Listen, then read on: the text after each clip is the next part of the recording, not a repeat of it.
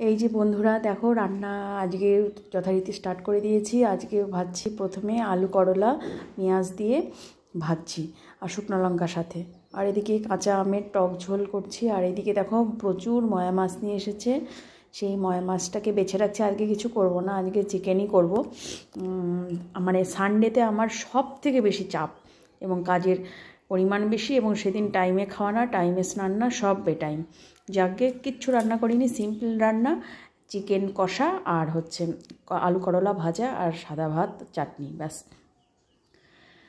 এই ছিল আজকের লাঞ্চ মেনু। এই দেখো সাজিয়ে নিয়েছি লাঞ্চ থালি, ভাত নিয়েছি, শুকনো লঙ্কা ভেজে আলু করলা পেঁয়াজ দিয়ে ভেজেছি সেইটা নিয়েছি, আর স্যালাড নিয়েছি শসা আর পেঁয়াজ, আর নিয়েছি চিকেন কষা।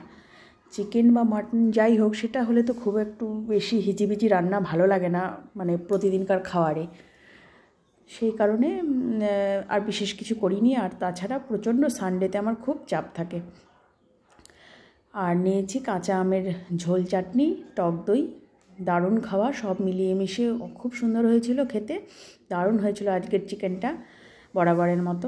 এই ছিল আমার সানডের লাঞ্চ মেনু। তোমাদের কেমন লাগলো বন্ধুরা? প্লিজ ভালো লাগলে পাশে থেকো, আর যারা পাশে অলরেডি চলে এসেছে তাদের অনেক অনেক ধন্যবাদ পাশে থাকার জন্য। আজকের মতো বাই, আবার আসছে আগামীকাল।